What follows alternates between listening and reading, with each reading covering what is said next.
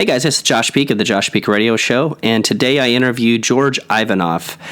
George is a successful international wrestler who has done extremely well, and then also he's transferred his hard work and the things he's learned from wrestling into business, and so he's got his own business, and the company is called Grit.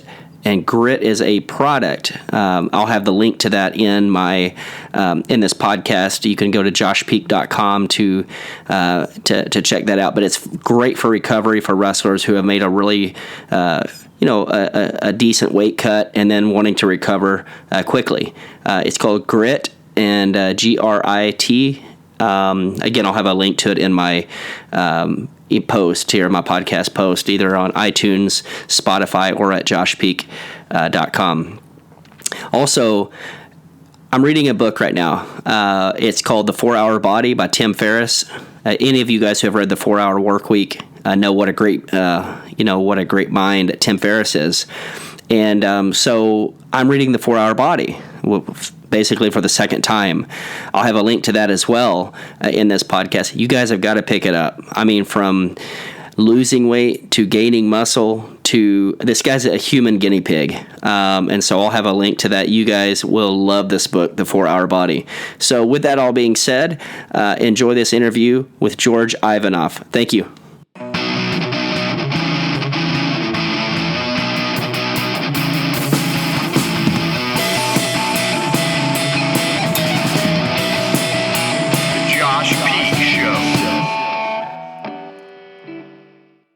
Hey everyone, this is Josh Peak. I'm the host of the Josh Peak Show, and we, on a regular basis interview entrepreneurs, and I also like to interview entrepreneurs that had a wrestling background at some point, that have had wrestled and competed at a high level. And today we have a good friend of mine, Georgi Ivanov. Georgi, how are you doing, man? I'm doing great, thank you. Thanks for having me on the podcast. Yeah, I appreciate you coming on. I met Georgi a few years ago, actually. I've known about him for a long time, but a few years ago at a friend's house here in Tulsa, where we had to get together and get to spend a little bit of time with you, and you're doing a great job on social media with your company and your product, but also, you're doing a great job from the standpoint of educating people and really showing people, about nutrition. But I like the marketing. I like the way you're marketing it. You're doing a good job with it. Thank you. I appreciate it. I'm learning and always trying to evolve, and that's kind of my secret. I think that's how wrestlers do it, though. I mean, I've seen a lot of wrestlers that they're, I think, especially high level wrestlers, you'll see they're always trying to tweak and find new ways of doing technique or this, that, or the other, and so basically, it's not a surprise that I see you doing that with your business as well. So, well, let's get started. So, where did it all start for you, as far as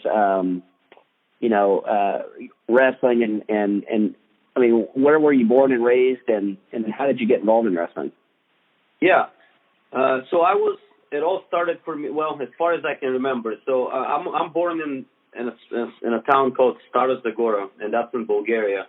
It's in the middle of Bulgaria. Bulgaria is a small country in Europe, right above Greece, and my town is centrally located.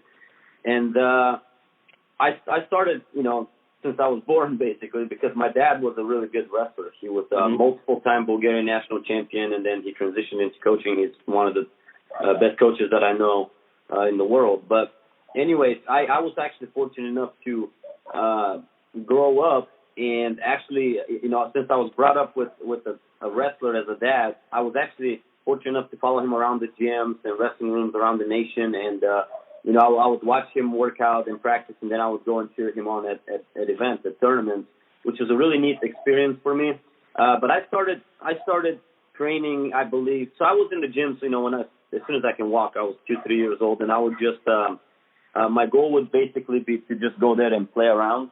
But it got to the point where, once I turned 5 and I started really liking wrestling, and that's when I really got into it.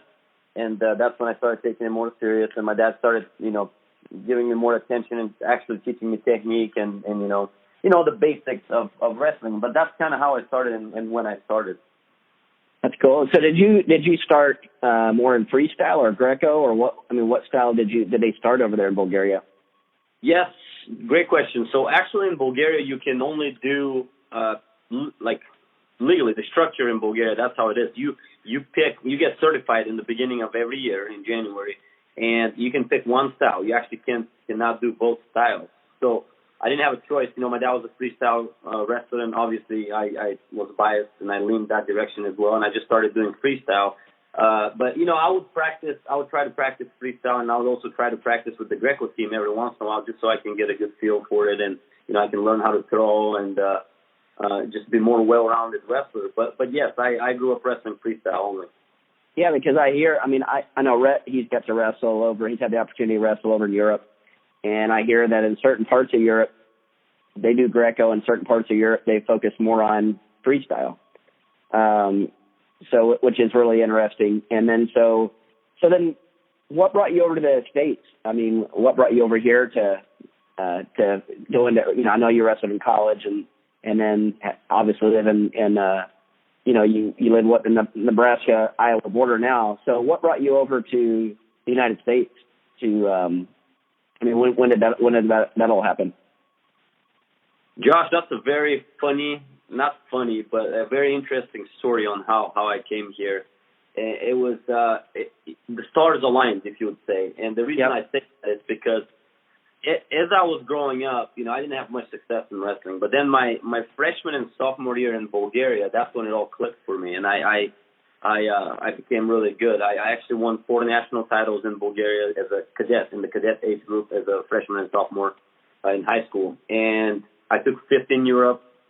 I lost by a point in the semifinals in the European Championships, but and so anyways, I was really starting to feel really, really good wrestling freestyle, and I actually moved out of the house when I was 15 years old, and I went and wrestled for one of the biggest clubs in Bulgaria, or one of the most well-funded clubs you can say in Bulgaria, and it was in Sofia, in the capital. It's 2 hours away from my house, and that's where I moved to compete, and everything was going great. I was actually very fortunate, but I was living, I wasn't living in dorms or anything like that. I was living in a 4-star hotel where we had saunas, pools, room service, whatever I wanted. I mean, it was at that point I was an all-star athlete, you can say, and it was great. That was an amazing experience for me. I was focused heavily on working out, and I was doing great until it was shortly after I won my 3rd national title, actually. So it was it was in January. My sophomore year, because we have winter nationals and summer nationals. And anyway, after I won my 3rd national title, we went back and we started training and we started lifting heavily. Well, until that point in my life, I wasn't really lifting weights, when I was training with my dad in my hometown. So when I moved to this new club, they had me started lifting really heavy, and I wasn't used to that. And you can say I wasn't mature enough to do that yet. I weighed about 95 pounds. And so my coach, for some reason, decided to go, and we did really heavy sets. We lifted, we maxed out, right? We lifted for about an hour. And then after that, I don't know why, but he decided to go and wrestle, and we wrestled live. And when you lift heavy, you kind of stiffen up, and you get tired. And once we went up there in the gym, in the wrestling room, and we started wrestling live, I got hurt. I wrestled a taller, lanky kid, and I went for a move. I attempted a wrestling move, and an arm spin, if a lot of you know what it is. And I attempted an arm spin, but what ended up happening is I twisted my back, something cracked in my lower back, and I collapsed, and I couldn't get up. And, at that point I was pretty seriously injured, and we went to the hospitals, a bunch of professors, doctors, and they all said, you'd be fortunate to ever wrestle again. You would be, your growth might be stumped, you may be done growing. I'm like, really? I weigh 95 pounds right now, this is terrible.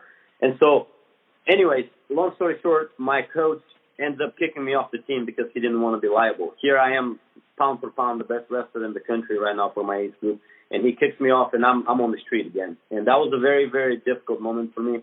I stayed off the mat for 4 or 5 months. I didn't do anything on the mat. Fortunately enough, I went to a really great chiropractor, an older gentleman that was into Asian medicine. I'm not exactly sure what he did, but he started working with me, and in short 4 weeks, I believe, I was good. I was more flexible than I've been. I was ready to go again and start competing, which was amazing. And at that point, I was without a club. I was unattached. I was on the street, and I just entered the summer national tournament after being off for 4 months. And it was more challenging, but I ended up winning the title again. I won another national title at that point, unattached. And just after that, I had an opportunity. A good friend of mine from here, actually the only person that I knew from the U.S. at that point, that my dad knew here, he was from Iowa, Council Bluffs, Iowa, which is where I live right now. And he came to visit us in Bulgaria just on vacation. And that was the second year in a row that he had came to Bulgaria. And just as we were talking about all this, he says, well, why don't you come for the summer or for 15 days and visit my family, see where I'm from and everything like that. It'd be fun. And I said, well, I don't have anything else to do in the summer. I don't have a club or anything. I might as well go and visit. It would be a great opportunity for me maybe to learn a little English, and because I didn't speak English at the time. Yep. And so, yeah, that's how it started. And he invited me, and I came here for 15 days, and 12 days into it, they asked me if I want to stay as an exchange student and wrestle my senior year in high school here. And I called my mom and my dad, and I told them, hey, I think I'm staying here. And my mom started crying. It was difficult, but they knew that was the better choice for me and a new opportunity for me. And the rest is history. That's awesome. So then at that point you wrestled on a high school team, or did you wrestle? Or this was right before college, right? Yeah, this was going into my my senior year, and I didn't speak English, so I ended up really heavily focusing on studying English. I had a dictionary, and I would write 50 to about 100 new words a day, and I would just write them and repeat them and say them out loud, and write them and say them out loud, and write each word about 20 times in a notebook, and I'll do that daily, every day, and I learned to speak well enough to go to school fairly quickly within 4 or 5 months. And then after that, we got a lawyer. We changed my visa from a visitor visa to a student visa, and I started attending a high school here, in Council Bluffs. It's called Lewis Central High School, and that's where I went my senior year. And and then once I started wrestling, I did pretty well. This was my first year wrestling folk style. Keep in mind, so I won a state title in freestyle and Greco, and in folk style I went 54-1. And a lot of the college coaches at the time, they've never seen me, right? This was my first year. I came out of nowhere, and they saw that I had some success. I double All-American in Fargo. I had really close matches with a lot of good guys. At that point I started getting some attention and some collegiate scholarship offers. Tell me how hard it is to double All-American in Fargo right now with the talent coming up. It's tough. We got some really good athletes going to Fargo. I looked at the brackets last year in cadet and junior. If you're in those lower weights where it's really crowded, it's tough. It's tough to double All-American. Oh, absolutely. And Fargo's always been tough, and that's why it's one of the greatest tournaments in the world, I think, for that age group.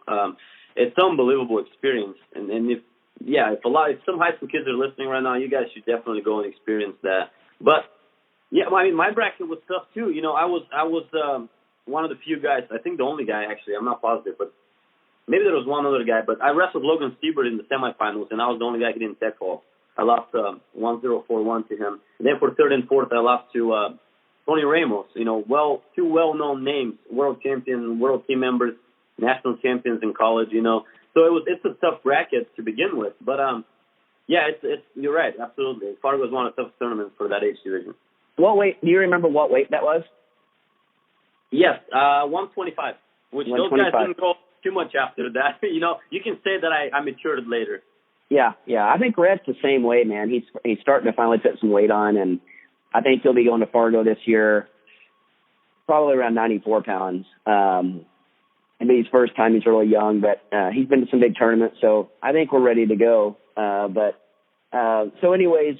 So then you go to, after that, do you go to Omaha? Is that where you went to? You went to Omaha, right? Yeah, so then again, I had another transition, I started getting these full rides to scholarships to college. And I called my parents again, and I'm like, hey, the year is over with high school, but I have this opportunity to go to college here for free. I have to stay. would change my visa to a student visa to get accepted in college. I had to pass the TOEFL exam, which was very difficult for me, the English proficiency exam, and then the SAT to be NCAA compliant, which was also very difficult as for someone that English is not their native language. I passed all that. I got good enough scores on all of them to get accepted. And yes, I committed to wrestling at the University of Nebraska Omaha under Coach Mike Denny. Yeah. Man, I'll tell you what, there were some good teams that Coach Denny produced at Omaha. I mean, at the time, before they dropped the program, they were some of the best teams I've ever seen. I mean, between Omaha and Central Oklahoma, there were some good teams. Yes, absolutely. Yep. So, were you there when they dropped the program, or was that after? No, yes, that was my third year. So I went there in 2008, and they dropped it in 2011. So my freshman year I redshirted, but then I wrestled sophomore year and junior year. So for the 3 years I was there, we won 3 national titles in a row, and that was our 6th national title in the last 8 years in that school in Division II. I mean, at that point we were building dynasty, and we weren't slowing down at any point. I mean, we were. That was a very tough team that we had built at that point. And, we won a national title, and only to find out an hour later that the athletic director called and he dropped the wrestling program. And, we came home to, locked doors in our locker rooms, and the door locks were all changed, and we couldn't enter. We couldn't go into school. Here we are bringing a national title trophy, and we're stuck in the parking lot because we can't enter the facilities. I've never seen anything like it, and I won't mention the name, athletic director and all that. But I'll just say that was one of the craziest. There was no reason for it. I mean, yeah, obviously I had to live through it, so I've looked into it quite a bit. And to be honest with you, I don't necessarily know if he's the one that can make a decision like that. I think he's just the name that they put in place, and he's just the one that.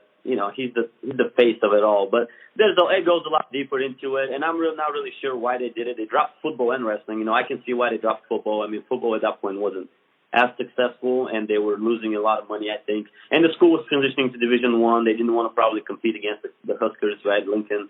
So I don't really know. I don't know. I can't speak for certain, but I don't believe the athletic director made the decision. All along.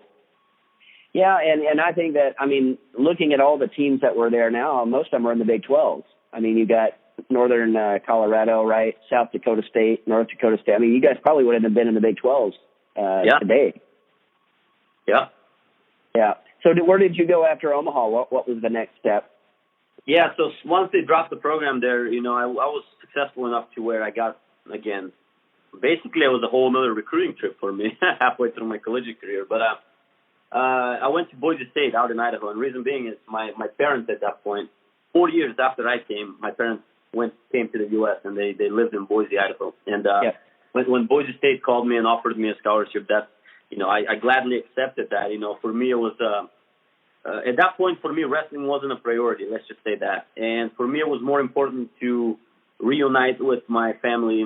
Being gone for 4 years, and I realized that this is the best thing that I can do, is to go to Boise State and stay, be close to my family again for the next 2 years of my collegiate career. And that was priceless, and I wouldn't change that for anything. I'll tell you what, Boise is almost in the United States has almost become a hotbed for Greco-Roman wrestling. There's some good Greco-Roman and freestyle wrestling in the state of Idaho in general. So, it's amazing. I guess there is a Bulgarian population or group of people that have moved there that have really taken over and done some good things there. Yeah, for sure. Yeah. My dad started working with, my dad was fortunate enough to coach people like Hayden Tuma, John J. Chavez. Those are all world team members, medalists. And then now he had Case Mauger, now down in Wendell, Idaho. He's creating, Wendell, Idaho is tiny. They joke around. There's more cows there than there are people. There's only about 3,000 people there. But anyways, out of a small town like that, he had 2 world team members last year, So he's doing great things in Wendell, in DTA, Delta Train Academy. But yeah, it's definitely, Idaho is definitely showing up on the map. And, I think it's growing, which is great. So what do you think about, what are your thoughts on, folk style is big in America. We're the only country that really does it. What are your thoughts on, there's always been talk, should we as a country, would we be better if we went to just freestyle at the NCAAs? And you have a lot of people that don't, they're like, well, it's a tradition, folk style. So why would we move that tradition and go towards freestyle? And then, so the other side of that argument is, well, if we did freestyle, then we may be better as a country. Could you imagine how good we'd be as a country? Because that's all, we're predominantly freestyle, and that's like other countries are. What are your thoughts on that?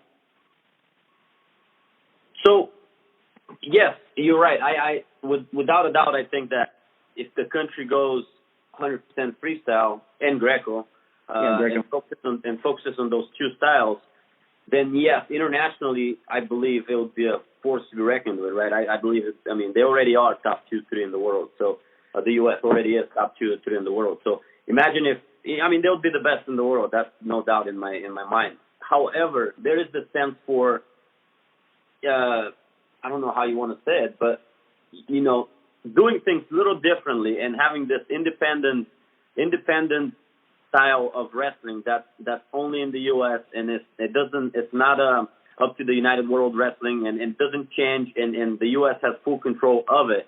And I believe in general the U.S. loves that. Look at the measuring, like inches instead of centimeters, right? Yards instead of meters. The pounds instead of kilos.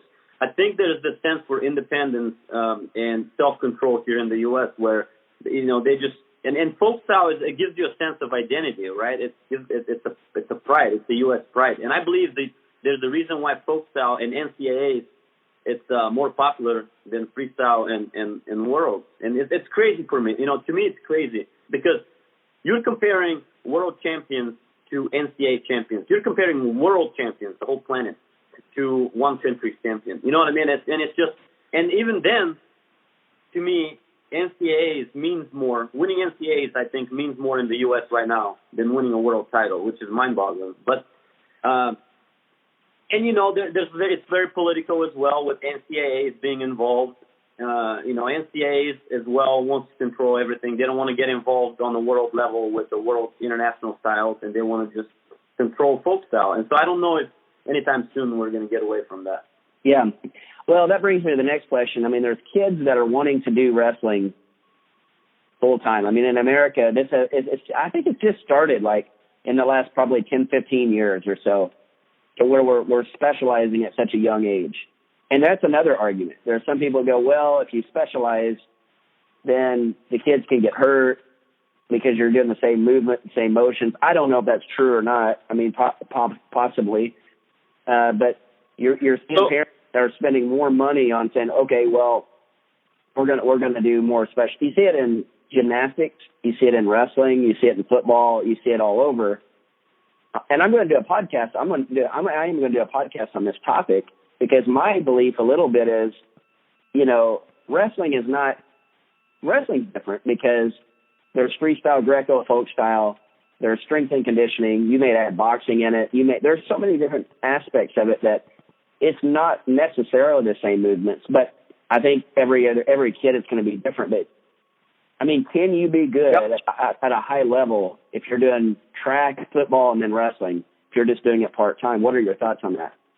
Josh, I just listened to a podcast with Tony Robbins interviewing Michael Phelps. Michael Phelps is the most decorative Olympian by far ever in the history of the Olympic Games. And I think that argument is absurd. You can't tell me that if you focus on one sport, you're more likely to get hurt. That just makes no sense. I focused on one sport, and I didn't necessarily get hurt. I did, but I think that was because I was lifting weight. It's just wrong way to train. See, Michael Phelps was asked at the age of 11 by his coach, mentor at the time, father figure, and whatnot. That person, his coach, mentor, saw potential in him. And he said that, listen, I think you can make the Olympic team in 4 years when you're 15 years old. And that was at the age of 11. He's still a kid. And he said, but you will need to focus all your attention to swimming. I think he was playing another sport as well. If I'm not mistaken, I think it was baseball. And so right then and there, Phelps made the decision. Okay, I'm only gonna, at the age of 11, I'm only gonna swim. That's all I'm gonna do. I'm gonna work out 3 times a day, 2 times a day at least. Spent in the pool swimming, and that's exactly what happened. And yes, at the age of 15, he was an Olympian, Olympic champion. So I don't know if there is an age or being too young of an age where you can focus on one sport. I mean, that's just not a valid argument for me. There's no way that I can see, it doesn't correlate. You know what I mean? Well, that's what I think too. Like, I mean, and I think every kid's different. I'll tell you this: I did 3 sports, and I was a pretty decent wrestler. But I know if I'd have had someone like you or another coach that and it said, look, you're not going to be real tall. You're not going to be a football player in NFL or college or whatever. You're not, and you're definitely not going to be a NCAA trackster.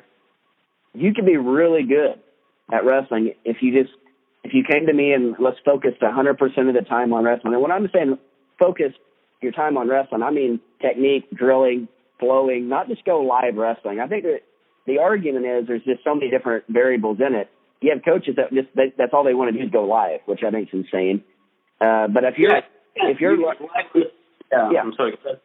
Well, if you're learning technique from you, like if you're my private coach, I'm learning technique, Greco freestyle, which helps folk style, and then you have me on a strength and conditioning program, and then you also have me maybe boxing, like hitting the mitts and get my hands and feet. I mean, I'm doing a complete different system than say everybody else.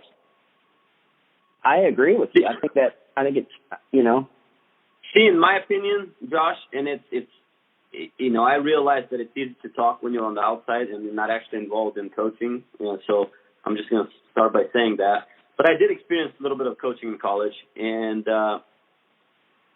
in my opinion, in the U.S., people don't need to wrestle live in practice a whole lot. I mean, you're having 200 matches a year, 150 matches a year. That's enough live wrestling. That's enough time spent wrestling live. I think practices should be at most play wrestling, just flowing around and just, most times should be spent learning a move. And then once you learn the move, you should get into a little more resistance and then get to the point where just you're flowing and you're not staying in you're not static, right? You're not stationed. You're just moving and working on timing the move in the right way. Working on perfecting the timing as the other opponent is moving and not being still. I believe that's more important than actually wrestling live in practice. Because, see, what happens, in my opinion, is when you wrestle live so much, by the time you go to college, you end up, your body can only handle so much. And if you're fortunate enough to not get hurt, then good for you. But most people end up hurting their bodies, getting burnt out. It's just very tough on your body to have that longevity. And so, in my opinion, that's my opinion. Anyways, I'm not sure if that theory is 100% accurate, but. Well, I think so. For example, last week there's 2 camps going on in Oklahoma. There was one camp that they were learning phenomenal technique. I mean, freestyle Greco technique. They probably went 75% of the time technique, 25% of the time live. So not a whole lot of time live. There was another camp that I know of, and they brought in all these tough kids from across the country, and they spent about 90% of the time going live. Okay, so, and these kids are wanting to know technique. They're wanting to learn. They think they're going to get technique. So if I'm bringing in the best kids in the country, but I'm not showing them any new technique, we're just getting a feel. They're getting to wrestle us. We're getting to wrestle them. I mean, I don't know what advantage. I just don't know the positive that could come out of that personally. I mean, these kids are getting ready for the Worlds. I think you got to build relationships and that kind of thing and whatever. But then the next step is I think you got to teach them some new technique they've never seen before, or that could help them out going to the Worlds. Or going to some of the bigger tournaments. So I agree with you. I think some people can wrestle so hard across the summer, that's all they're doing is live, that by the time they get to Fargo, they're flat. They don't have enough left in them to even. That's a grueling tournament. That's about a week-long tournament. And you've wrestled that much live and tournaments. I would want to go into Fargo as fresh as I could. Yeah, I always lived by the theory that, or not always, I guess as I got older, I transitioned to the theory that you're better off feeling fresh and hungry for wrestling and entering into a tournament than burnt out and entering into a tournament in the top of your shape and being burnt out mentally. Yeah, yeah. So what happened after college internationally? Did you go on after college and wrestle some international, or did you go into coaching? What was the next step? All of the above. So once I graduated from Boise State, Coach Denny asked me to go coach with him at Maryville University down in St. Louis, and I became the associate head coach there, and I coached side by side with Coach Denny, which was an amazing experience. But learning from a legend in our field. But as I was coaching, I was actually asked to. I was almost challenged by our guys to because I was feeling good. Because I finally let go of everything. I didn't finish my career in Boise State the way I wanted to. Just because I was focusing on the wrong thing. Not wrong necessarily, just different things. Wrestling wasn't a priority. I was focusing on academics and spending time with family and friends and just enjoying life in general. And once I started coaching, I started feeling good about wrestling again. So I started seeing a different perspective on wrestling. And I was feeling really good in the wrestling room, and I didn't know why that is. And the guys were like, "Hey, you're wrestling really tough. Maybe you should just enter the Dave Schultz Memorial Tournament in Colorado Springs, the international tournament." And I said, "Man, it'll be fun because it's freestyle. I haven't wrestled freestyle in like 5 years, so it'd be fun. But that's a tough tournament to jump into." So anyways, I did. I wrestled in 2014. I entered the Dave Schultz International Tournament, and I ended up winning that tournament, which was unbelievable. I beat Big Zot. I don't know, a lot of people may know him. Big Zot, Abdurakhmanov is his name. He wrestles for Uzbekistan, but he trains here in the U.S. He wrestled with Burroughs for third and fourth this year at Worlds. Big Zot beat Jordan Burroughs in the Olympics in 2016. Anyways, he's a great athlete. He's taken third at Worlds. He's won the Asian Games. He's a very, very tough athlete. And I ended up beating him at Dave Schultz International. And I actually shocked myself at that point. But that's when my international journey began. And then I got asked to go and compete in Bulgaria at the national tournament that year. I ended up tech-falling everyone. I was tech-falling people that have never been tech-falled in Bulgaria before. I was feeling good. And so that's how I started. And I ended up making, as I was full-time associate head coach, I was a full-time graduate student because I was getting my master's degree. I was recently newly married. And I was traveling internationally, and I made the world team, and then in 2016 I made the Olympic team in Rio. Sweet. So what were the results out of the world and Olympic team? Did you do pretty good? No, I did not. So for worlds, my first year, so here's my excuse. I'll give you my excuse first, and the reality is that I lost both matches, so that's the reality. But my excuse of it and my justification is. I won Dave Schultz at 70 kilos, 154. And I realized that is 1 year before, I realized that the Olympic Games were approaching. So in my head, I was thinking the sooner I move up a weight class, the better chance I'll have to build muscle, grow into the weight class, and feel good about it. And so that was the year I transitioned into going up to 74 kilos for World. Mm-hmm. And I lost. I lost my first match to a guy from Georgia. And of course, he didn't make it to the finals, and then I got beat out. That's how it works internationally. And then after that, I went for the Olympic year in 2016. I ended up taking second at the world qualifying tournament for the Olympics in Mongolia. I took second at that, felt great. And then before the Olympics, I wrestled in Aliyev. It's a huge tournament in Dagestan in Russia, where I had 21 Russians in my weight class. I mean, it's a super tough tournament. And I ended up going for third and fifth in that tournament. But I ended up hurting my knee and my shoulder at the same tournament. That was 3.5 weeks before the Olympics. And the reason we wrestled there is because Bulgaria didn't know who was going to be the person wrestling at the Olympics, and that was the tournament that decided it all. Well, sweet. Well, but you made that's pretty impressive though that you got to wrestle at that level and did pretty good at that level. So then after that, what was next for you? Obviously, I want to get into your business world now because you've now started a new product, or it's not new now. It's been around for quite a while, but it's getting around the wrestling world.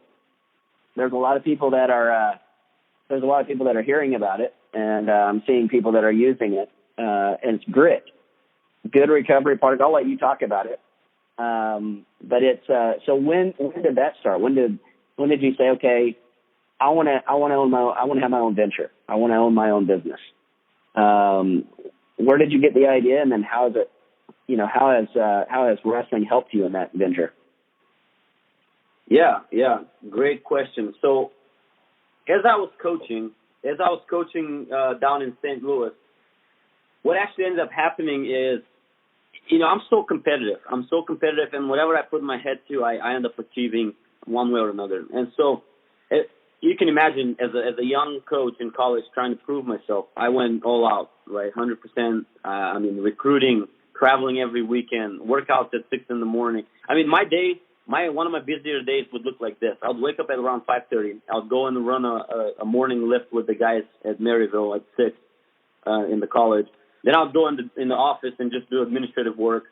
And then I would go to practice in the afternoon at 4 o'clock and stay there until, the practice would be done around 5:30 or 3:30. Practice would be done around 5:30. Then I would work out extra for myself because I was trying to stay in shape for the Worlds and Olympics. And then at 6:30 at night, I would go to night class and get out at 9:30 and drive home, and I'd get home at 10. So I was to the point where I would leave in the morning, my wife would be sleeping. I'll come home at night, my wife would be sleeping. It was just ridiculous. And she finally got fed up with it, and we got to the point where she went home to visit her home back in Idaho. She's from Idaho, and she didn't want to come back. And there were some life choices to be made right then and there, some decisions. And I realized that I was being very selfish, and I realized that, I looked around and I noticed that a lot of the great coaches are great coaches at the expense of their family relationship, if you'd like to say, and not all, but most.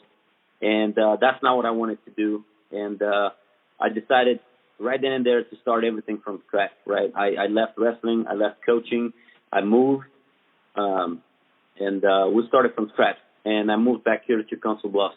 And fortunately enough, that's when I started with Trevor Carrot is his name, and he was my high school coach, my sponsor, legal guardian, best man in my wedding, best friend. He's the person that him and his wife Carol, they both helped me tremendously. And Trevor was the one that he understood everything, and he reached out to me, and we started a business together, selling shipping containers for regulatory materials, such as vaccines, any temperature-controlled substances that needed to be shipped overseas or just domestically. We had the containers for that, and we were selling that. And all was going well, but he's busy with his day job, and I was learning as I go, and I haven't really been passionate a whole lot about that field. And it was a very difficult field to get into because you're not selling to consumer directly, you're selling to institutions like universities where not one person is making the decision. And it's very challenging because, a lot of these people, doctors, a lot of them believe that they know more than the average person, right? A lot of them have this little ego behind them, and they've done things one way for the last 20 years. Why should they change now just because there's a new company in town? And, it's a long process where you'd have to go through the whole board for the university in order to be approved to become a vendor. And it's just very challenging. And, anything that's challenging when you're not truly passionate about it, then it ends up not working out too well. But that was the beginning of my journey, and that's how I really got into it. And then I started completely geeking out on business, marketing, online marketing. And that's how I got involved with Russell Brunson. He's one of the best entrepreneurs in the world right now, breaking records left and right, and he runs ClickFunnels, and he's a great coach, business coach and mentor. And I got involved with him, and, I made a big investment. We made a big investment with him to basically get coached on business and how to start. And I basically redefined myself, redefined my purpose, and I found myself outside of wrestling, which was extremely difficult. It's very difficult. You just don't know what you don't know. And once I got involved with that, just so it happened, I ran into grit again. And here's how I ran into grit again. I say again because that was the second time I got involved. Not involved, but the second time I got in touch with grit. The first time was when I was still training in Maryville. My good friend of mine, which was my teammate at UNO, his name was Aaron Dempson. He was actually the person that developed the formula down in St. Louis. And when they dropped the program in 2011 at UNO, he got into the supplement business, and he actually, Coach Denny asked him to help with wrestling, but also help with nutrition for the wrestling team. And so Aaron started geeking out and seeing what wrestlers actually need. What does a wrestler need to train well, to feel good, and to recover after weigh-ins, especially, you know, when you're cutting weight 2 or 3 times a week, it's very challenging. And wrestlers are extreme athletes. I mean, you're cutting weight, you're dehydrated, you're breaking muscle down. Your recovery needs to be quick because you're competing every 3-4 days, you know, and it's just unbelievable. And so he got into it, and he found out that there was nothing on the market that touches all of it, that touches all of it that a wrestler would need, all the needs of a wrestler. And he developed this drink. He got a hold of a chemist, and he got of a doctor, right? He got a hold of a doctor and a manufacturer, and they got together and they formulated grit, what is now grit. And that was actually the first time I tried it, when he was giving it to our guys.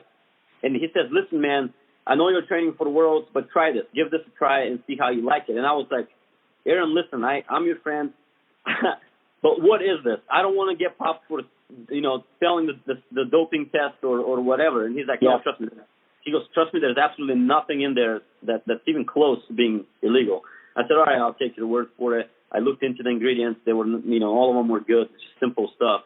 And it was very well formulated, and it made me feel amazing. It made me feel like I have energy without crashing. It made me feel like I was recovering well. It gives me energy through the workouts, and I felt great. And, you know, giving you that extra kick at such a high level of an athlete, that's all the difference between feeling good and performing well and not performing well.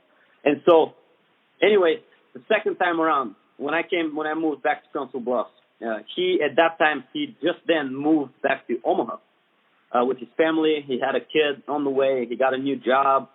And so I approached him and I said, hey, Aaron, you know, now I'm running a business and I'm into the business world. And I approached him and I said, hey, how come you stopped selling grit? Like, what happened? And he said, listen, I got busy. We moved here. We had to buy a house. I had to get a job. Didn't have time. My wife's working. We had a kid. I just have no time to sell it or to run this company. I said, okay, well, how about I join you? How about I buy myself into your company, and I'll sell it for you. I'll try to do everything that I can to help you with grit, because I truly believe in that product. And he says, yep, not a problem. We agreed to it, and that's how I started. And that was, Josh, that was about 8 months ago. Unbelievable. About 8 months ago. So since then we've been able to.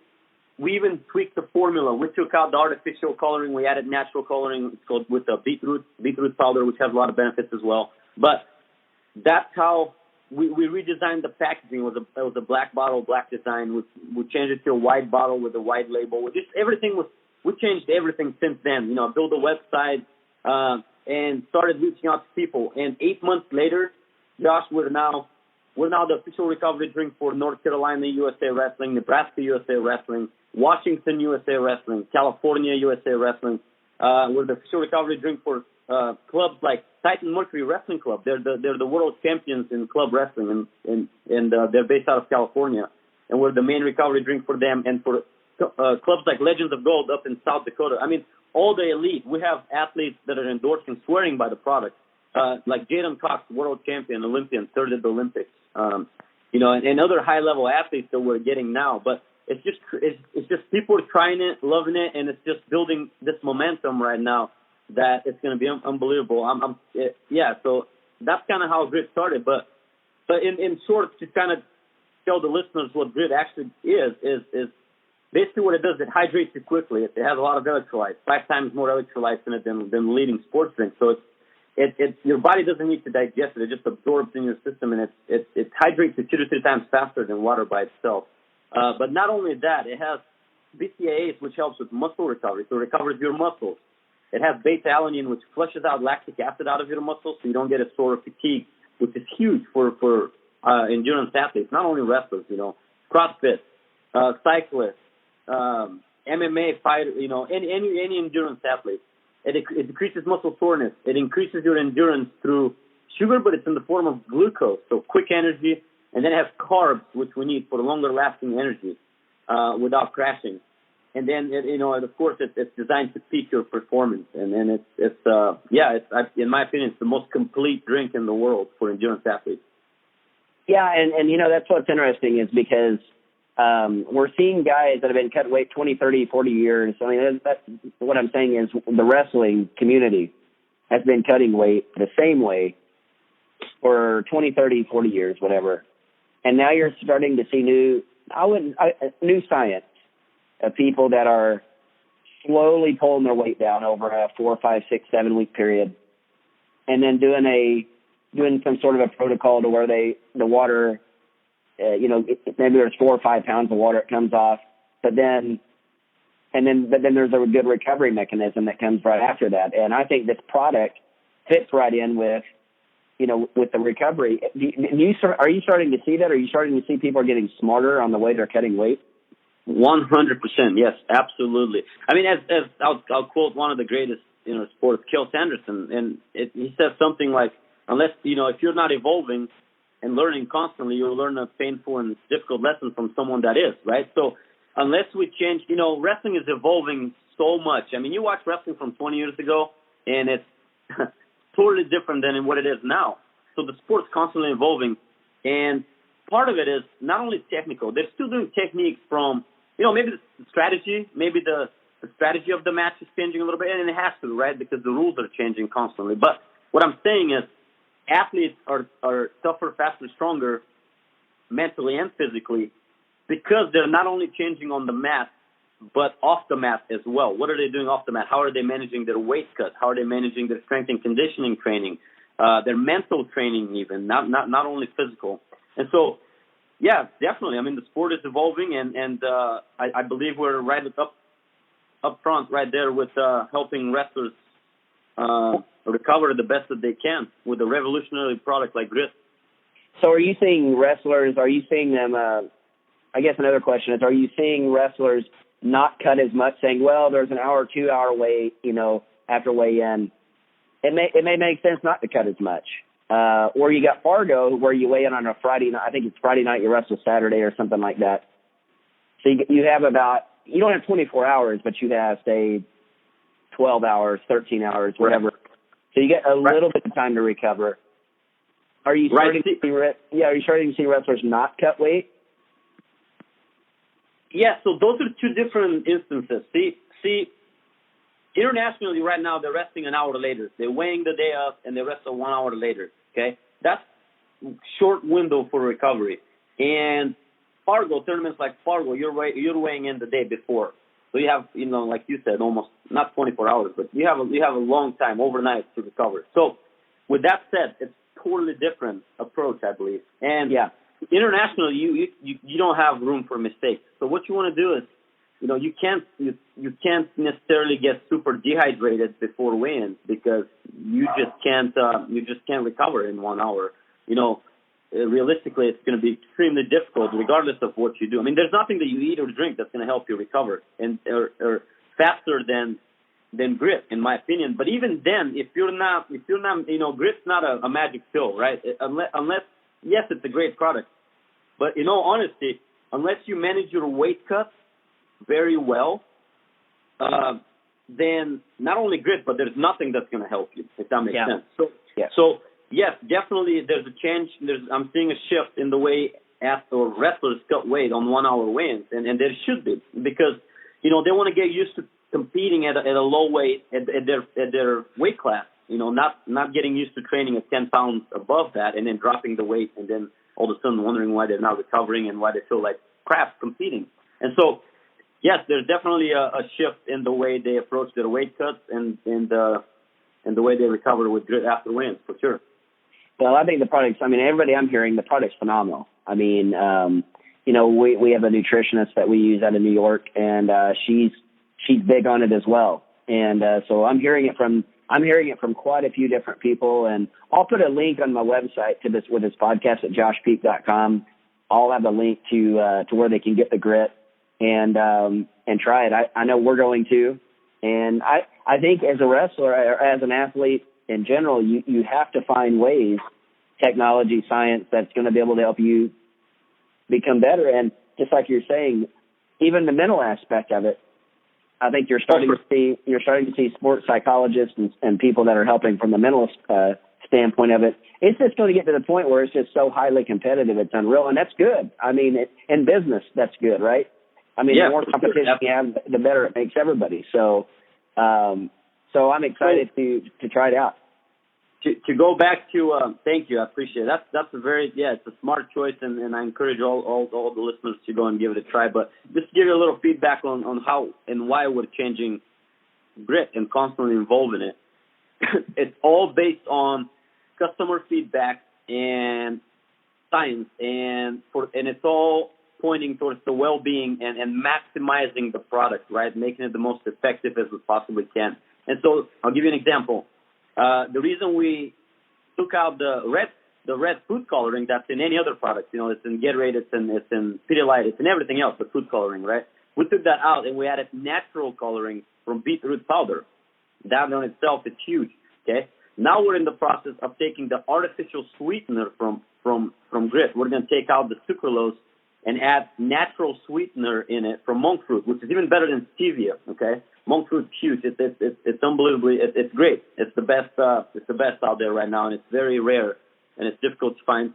Yes, it's going to make my product more expensive, but the price is not going to change. It's just my margins are going to cut. But I'm okay with that because I'm offering a high quality product, and it's all based on customer feedback, and that's how we're evolving, and that's why we're able to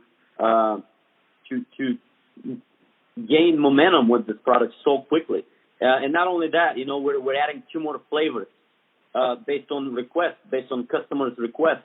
And not only that, we're moving into single-serve packaging, again, from customer requests. And so I'm listening. I'm constantly listening and trying to find ways to improve this product based on customer feedback.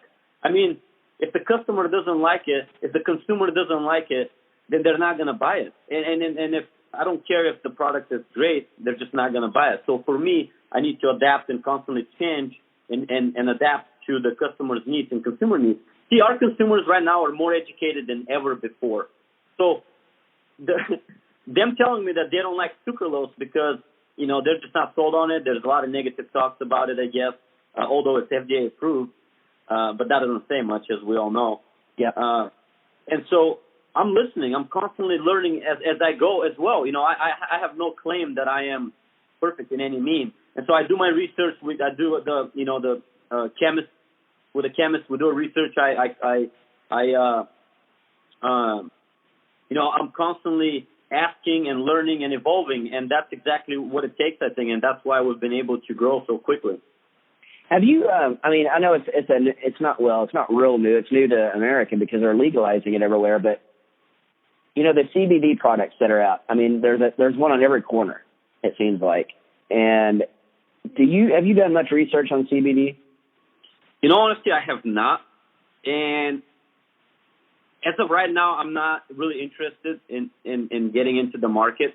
See, I believe the hype has built up so much around it, and I've heard that it's a huge difference between one product and the next product. In other words, right.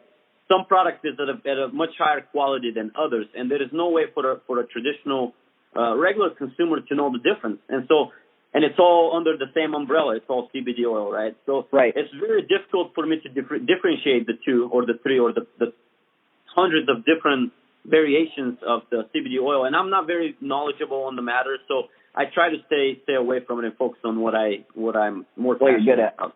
Yeah. Well, I've done some research. I think there's definitely some properties that can help in the recovery and this, that, and the other. But like you're saying, how pure is it? Every product's going to be different, and there's such a hype buildup. I don't think I'd want to get involved in that market either right now. How do you differentiate yourself? I mean, there's one on every corner. I wouldn't want to get involved in it at all. But it just made me think because we're talking about recovery. And so then, what do you mix grit with? What do you mix it with? Water? Or is that the primary thing you mix it with? Yeah, for sure. Yeah, we just mix it with water, and that's another thing that we looked into as well. Is as wrestlers or MMA fighters or boxers or anyone that's cutting weight, right? We see right now that a lot of them are recovering with Pedialyte, and it's crazy to me because Pedialyte, it's developed for, and excuse my language, but it's developed for babies with diarrhea, right? They get really dehydrated, and then they want to see Pedialyte's meant to hydrates you because it has electrolytes, but it also holds the liquids in you. So if you're cutting weight, how does that make sense at all, right? So what we and again, the quantity, the bottle is huge. I mean, and a lot of wrestlers just drink the whole bottle, which is it's huge amount of liquid. See, for wrestlers, you're perfectly fine with cutting weight with grit, during your workouts, because the serving is 10 ounces, 10 to 12 ounce serving, and it actually gives you energy. It helps you sweat. You feel great during the workout, and it's hydrating you quicker than just drinking water by itself. So we really make sure that we look into the serving size as well, so it stays good in your stomach and not get super heavy. Because then when you're competing, if you're feeling heavy in your stomach, you don't feel comfortable competing, and it's bothering you, right? With grit, it sits very easy in your stomach, and you don't drink a whole lot of liquid right before your match. So that's something that we looked into as well. It's interesting watching wrestlers do that too. You'll see them right after weigh-in, and they will just guzzle down. I mean, I'm talking fast. They're guzzling down as much liquid as they can, and I'm going, guys, you gotta slowly drip that back in your body. You can't just guzzle down a big, and they do, and I understand it, because you're waiting for weigh-in to end, and you're like, I am starving, I'm thirsty, and you just and I'm like, you've disciplined yourself for the last few weeks. It's not going to hurt you to discipline yourself for the next few hours. I mean, you know what I mean? But Josh, that's not their fault. I used to do the same thing. That's just all we know. That's what we're told. And we're starving, hungry before weigh-ins. And then my mindset was, hey, I want to chug as much of this as I possibly can, because I believe it's going to help me recover faster. That's the mindset that I have. And it's totally wrong, but that's all we knew. And so that's why it's my mission right now to educate anyone really that works out in high intense workouts, endurance athletes, athletes that cut weight. It's my mission to educate them on how to properly hydrate and recover. Well, so that leads me into the next segment here. I mean, the last part here. I got two questions. Number one, the first question is well, I'm gonna put the other question first, since we just left that. So you're working with athletes. You're working with people who are not just competitive athletes, but athletes as well. Like you're talking about people in general that they want to perform better. So what is you and I talked about a little bit. What is the next phase of business for you? I mean, are you wanting to? Because I think there's a void out there. There's a void of what to do after wrestling. And you and I both agree that wrestlers make good entrepreneurs and business people. And just from the sheer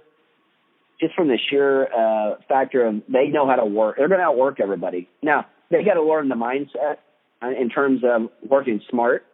And there's so many facets of entrepreneurship they've got to learn. But I think they're going through their successes and failures a lot faster than everybody else, because they're used to failing. They're used to, I'll go on a run and win 9 matches and then lose one, and then go back to the drawing board. What do I have to do better at to make sure that loss doesn't happen again? And then they may lose another one right after that. They're like, crap. So then they got to keep on and keep on and keep on, and then finally they have some big breakthroughs.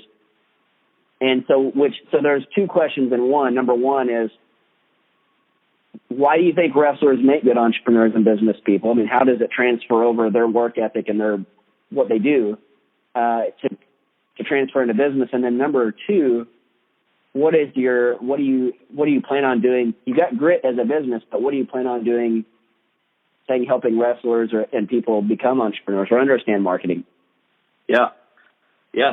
Great questions. Thank you. So I'm going to answer the first one first for why wrestlers make great entrepreneurs. And my reasoning is, the reason I believe they make great entrepreneurs is because it's the nature of our sport, right? It's we have to battle daily, and you have to show up daily ready to go. And, there's no room for slacking. There's no room for, being not motivated, right? So we have to find a way to get self-motivated, to push ourselves beyond what people are telling us to do. And that's what it takes. It takes discipline, it takes self-driven motivation. And see, we fail constantly in wrestling, and we have to overcome failure constantly on daily basis.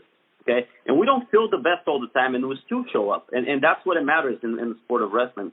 You know, and that translates very well into entrepreneurship, because guess what? If you're an entrepreneur as a startup, you wake up in the morning and you want to snooze your alarm, because for the first time in your life in a long time, you don't have structure. You don't have someone to kick you in the butt and tell you to wake up and to go to practice, right? You don't have structure. You don't have to go to work. So all of a sudden, you know, you may be motivated the first week or two, but then all of a sudden you start telling yourself, wait a minute, I can sleep in here an extra half an hour. I don't have to work as hard, right? So as a wrestler, you just don't have that option. You're very self-motivated. You're used to being self-motivated. You're used to being self-driven. And so for me, it was a difficult transition, but I quickly got adjusted into it. And, you know, I think that's why wrestlers make great entrepreneurs, is because you overcome failures all the time. You wake up, you quickly adjust and adapt, and you develop new structure into your life to be very successful, right? Whether it's nutrition, so you feel good and you create energy, right? You generate energy. You just don't wait for energy to show up. You generate happiness in your life. You don't wait for happiness to show up. And so all these things are things that I learned once I transitioned into the entrepreneurial world, and once I started geeking out on personal development and being more aware of what it takes for me to actually be successful in life. And again, I'm learning that success comes in many forms, right? At first, I was thinking just as far as, the financial wealth, right? Just money. That's how you start. But then you quickly transition into realizing that, wait a minute, it's not just money that matters. Actually, as a matter of fact, money doesn't really matter at all. And it's not something that defines happiness in your life or health at all, as a matter of fact, or fulfillment. You know, all these are factors that money is irrelevant at that point. So I'm learning all this, and I'm developing new structure in my life, and it's just been an amazing journey in the last 2 years for me. And I've changed so much, and I'm creating new habits in my life that are helping me be more successful, and that's super important. And so to answer your second question, what my future plans are, that's exactly it. My future plan is, yes, grit's going to be there, because that's a product that it's amazing. It's an extremely high quality product, and I will always be educating people on grit, and always be offering grit, because I believe if I don't offer grit to athletes, I'm doing them disservice. I know something, and I'm not teaching them it, and therefore I'm doing them disservice, because if I'm not giving them a high quality product that's out there and I know about it, then I'm lying. I'm lying to everyone, and that's not what I'm going to do. So I'll always offer grit to them. But what I really want to do in the future, my future plans are, I am, and I'm already doing it slowly, but I will be the number one life and business strategist for athletes. That's my mission. And basically, I will be Tony Robbins for athletes specifically. Why specifically athletes? Because one, they're overlooked often, because they're seen as athletes. They're not seen as business people or entrepreneurs, right? Yep. Two, I want to work with those people. I want to surround myself with those highly motivated people. Those people that are self-driven, self-motivated. They know what it takes to be successful. They know discipline. They know sacrifice, right? And they're used to having a structure in life. And so my goal is to get those athletes, when they're getting ready to be finishing with their athletic careers, whether it's high school, whether they're done after high school, whether they're done after college, or whether they're done after the Olympics, right? It doesn't really matter what stage they're in. I want to take those athletes and provide them a new structure in life. So it's very mindless transition for them. It's a very mindless transition for them to transition from athletics to now what do they want to do? Whether they want to just get a job and be a businessman, or just be an employee, or whether they want to start their own practice and become an expert in whatever field they're passionate about, and they want to become entrepreneurs. Either way, it's my mission now to help those athletes transition into that. And if you follow my social media, it's all over. It's my Twitter, Instagram is BUL_nightmare. Stands for Bulgarian Nightmare. That's been my nickname since I wrestled in college, and I kind of stick with it. But BUL_nightmare. And my Facebook page, Georgi Ivanov. Georgi is spelled with an I at the end, Georgi, and then Ivanov, Ivanov. But if you go and if you follow my social media, you will see that I'm providing a lot of value out there. I'm providing a lot of free information to athletes because that is my way of transitioning into that field, and that's my way of gaining following. And the only way to gain following, to gain long-term following, is to provide value, provide more value than anyone else in the field. And so I agree.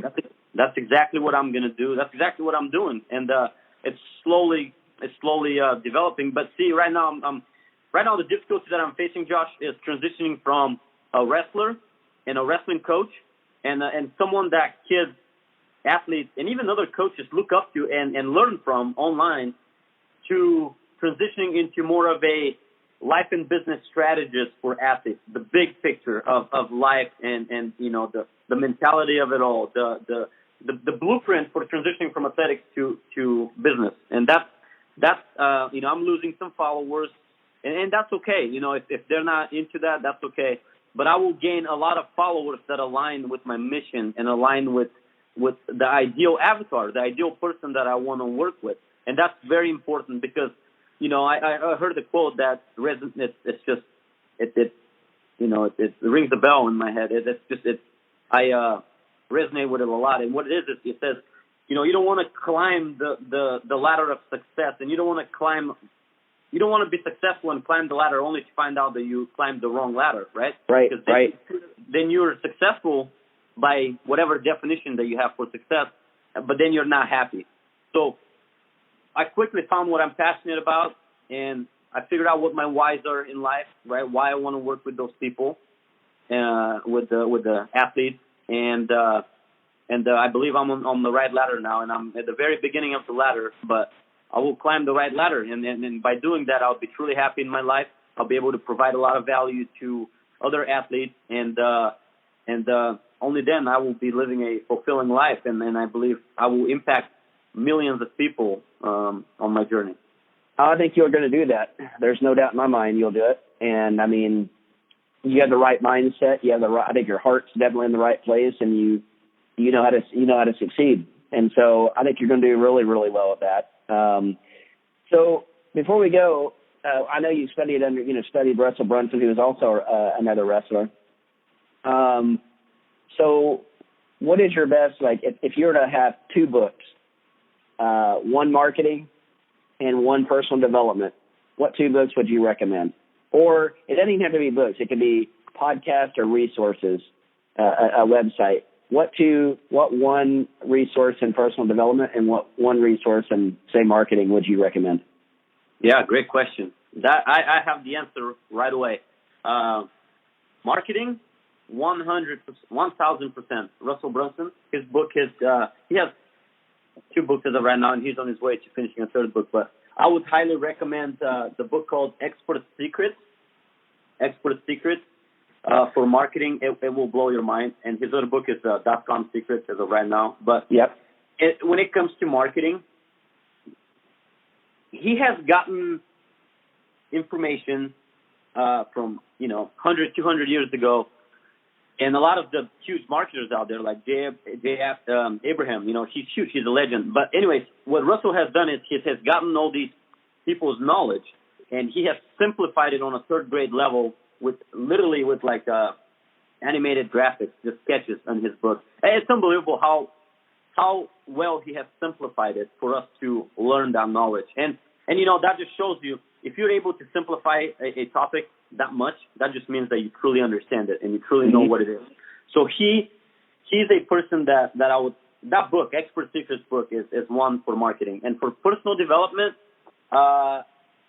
there's a lot of books out there on personal development, but what I would do is I would stick with Tony Robbins, just because he is, by far the best in the field. And, a lot of people think that he's just a motivational speaker or whatnot, but he's not. I mean, he is in a way, but it's a lot more than that. It goes super deep, and there's a lot of science and research behind him. And there's a reason why he's so successful in life. And there's a reason why, he's coached the best athletes in the world, the best coaches in the world, the presidents, people like Oprah Winfrey. He's coached the most successful people in the world, and there's a reason why he does that, and he's very successful in what he does and very knowledgeable. So I would definitely start following him on a podcast, get all his books, and he knows a lot about personal development, but not only that, he knows a lot about finances as well. So I actually just got done with one of his books right now on wealth, building wealth. It's Money Masters the Game, and it's unbelievable insight on wealth management. It's just crazy. Yeah, he's good, man. I mean, like what Russell knows how to do in marketing, I think Tony knows how to do in the mindset department as far as breaking it down to a simple level. Absolutely. And you know what's funny? Those two are currently working together. Those two are currently working together on a project with Dean Graziosi as well. And so those three are working on a project together, and they're taking over the world. Now, I've been watching that. I mean, their marketing is all over the place. It's all over social media. It's really good. I know some people that were marketing, and they were affiliates of their last launch they've just had. So they're all over the place, doing some great things. And I think it's great. So, well, George, I really appreciate you coming on the show. I think you'd have an incredible podcast if you ever had your own. I think you got a lot of knowledge to share. You have you have resources, and you have contacts. I think that would be good, as well. And the people I interview, I don't know. It's the people that I interview, like I had you, and there's other people. It's amazing because I'm a marketer too. Obviously, that's what I do full time. I help companies and a U.S. congressman, and I help people build their brand, but also win elections and win in business from a marketing standpoint. And so, it's funny when I interview people, I automatically think, man, this person would have an incredible podcast. I mean, because they have so much knowledge. Maybe it's just the people I attract to my podcast, but I think you'd be good at it. Thank you, Josh. I really appreciate it. I actually started a podcast. It's called Eye on the Prize, and eye is not like an eye, like an eyeball, but it's an eye, like as in me. Yep. I is the letter I. It's called Eye on the Prize, and I posted 3 episodes, to be honest with you, about 10 months ago, and they are basically the back story of my life. They're my journey in more detail.